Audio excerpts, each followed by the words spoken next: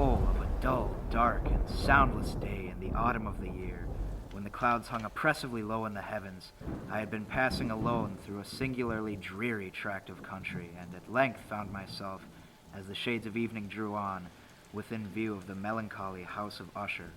I know not how it was, but with the first glimpse of the building, a sense of insufferable gloom pervaded my spirit. In this mansion of gloom I now proposed to myself a sojourn of some weeks. Its proprietor, Roderick Usher, had been one of my boon companions in boyhood, but many years had elapsed since our last meeting. A letter, however, had lately reached me in a distant part of the country, a letter from him. The MS gave evidence of nervous agitation. The writer spoke of acute bodily illness, of a mental disorder which oppressed him, and of an earnest desire to see me as his best and, indeed, only personal friend, with a view of attempting, by the cheerfulness of my society, some alleviation of his malady. I accordingly obeyed forthwith what I still considered a very singular summons. Up the stairs to the left, that's where he's staying.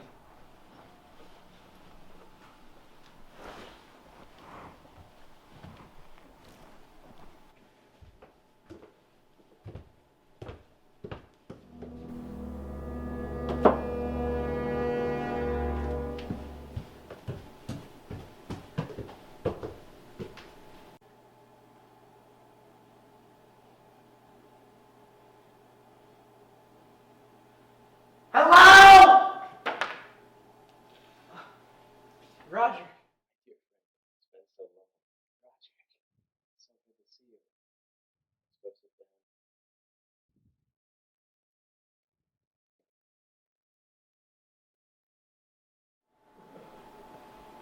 So, how have you been over the years? Good, I suppose. Good. How have you been? It's actually the reason I've invited you here. Lately, I've come up with a strange malady, a strange illness. The doctors don't really know what it is. They don't have a cure for it. It has very strange characteristics, have very heightened senses that are very painful. As you saw right when you walked in and shouted, it was very painful to me. And it's with everything, not just hearing, with sight, with hearing, with even touch. I have to wear silky soft clothes. That must be awful, seeing as you're wearing denim jeans. What? Not only have I fallen ill, but also my sister has another strange malady, not quite the same as mine. Her malady has baffled her physicians. They don't know exactly what it is at all. Here, let me read something from our medical records. This is the complete medical records of all of the Usher family.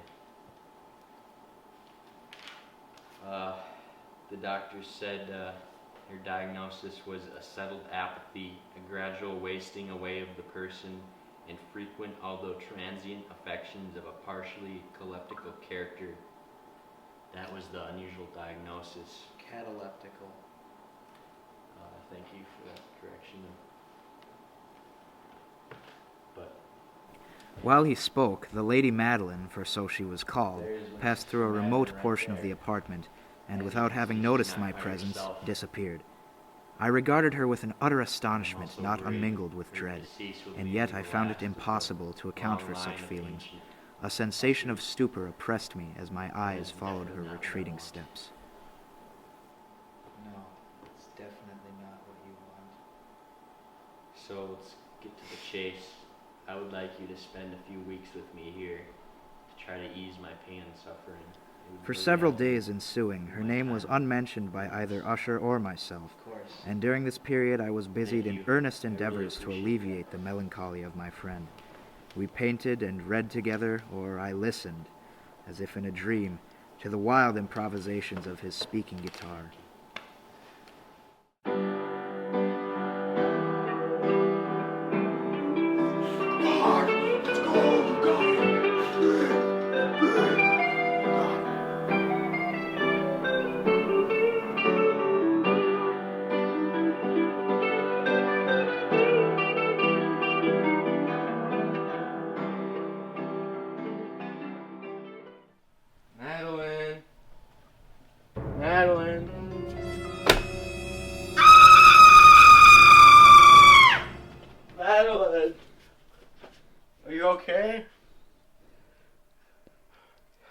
dead.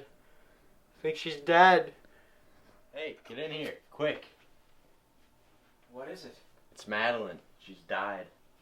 Oh my God. The disease which had thus entombed the lady in the maturity of her youth had left, as usual in all maladies of a strictly cataleptical character, the mockery of a faint blush upon the bosom and the face, and that suspiciously lingering smile upon the lip which is so terrible in death. I'm so sorry. It's okay. It had to happen sooner or later. But normally we would bury her in a traditional grave, but I intend to keep her in one of the vaults for a fortnight. I fear that the medical men will want to examine her body and may do some things that I don't want to happen to her body due to her uncharacteristically odd illness. So I think we should take her to the vault right now and put her in her coffin. Let's pick her up and take her there. At the request of Usher, I personally aided him in the arrangements for the temporary entombment. We two alone bore it to its rest. The vault in which we placed it was small, damp, and entirely without means of admission for light.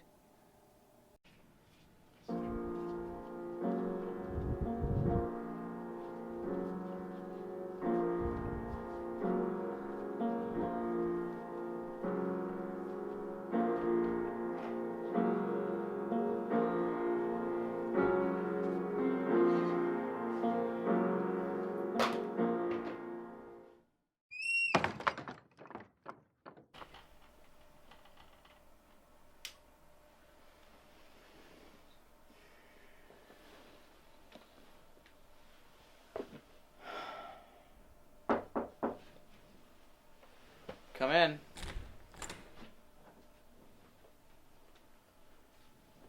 Roger. I cannot sleep. This illness is getting the best of me again. Let's go find something to do.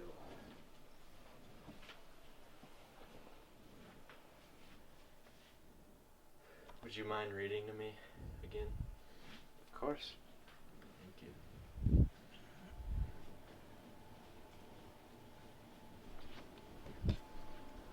This is the Mad Tryst. And Ethelred, who was by nature of a doughty heart, and who was now mighty withal on account of the powerfulness of the wine which he had drunken, waited no longer to hold parley with the hermit, who, in sooth, was of an obstinate and maliceful turn, but, feeling the rain upon his shoulders, and fearing the rising of the tempest, uplifted his mace outright, and, with blows, made quickly room in the plankings of the door for his gauntleted hand. And now pulling therewith sturdily, he so cracked and ripped and tore all asunder, that the noise of the dry and hollow-sounding wood alarumed and reverberated throughout the forest.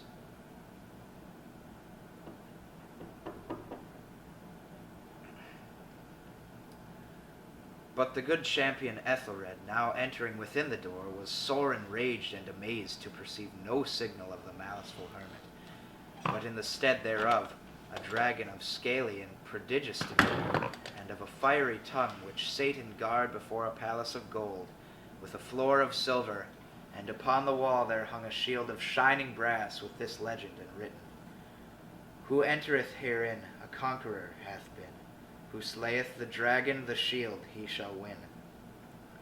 And Ethelred uplifted his mace and struck upon the head of the dragon, which fell before him and gave up his pesty breath, with a shriek so horrid and harsh, and withal so piercing, that Ethelred had fain to close his ears with his hands against the dreadful noise of it, the like whereof was never before heard.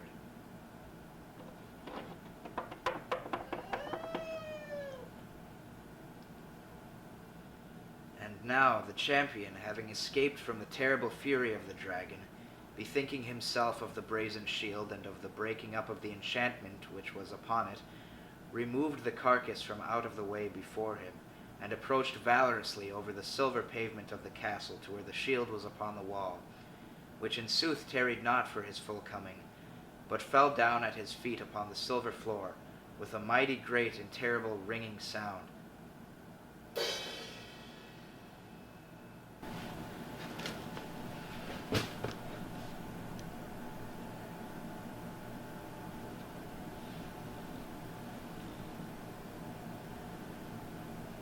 Yes, I've heard it. Long, many minutes, many hours, many days I've heard it. But I dare not say. No. We put her in the tomb alive. We entombed her alive. My senses are acute, I told you. I've heard her in the coffin moving. All those noises from the story. It was her. Madman, I tell you, she now stands without the door.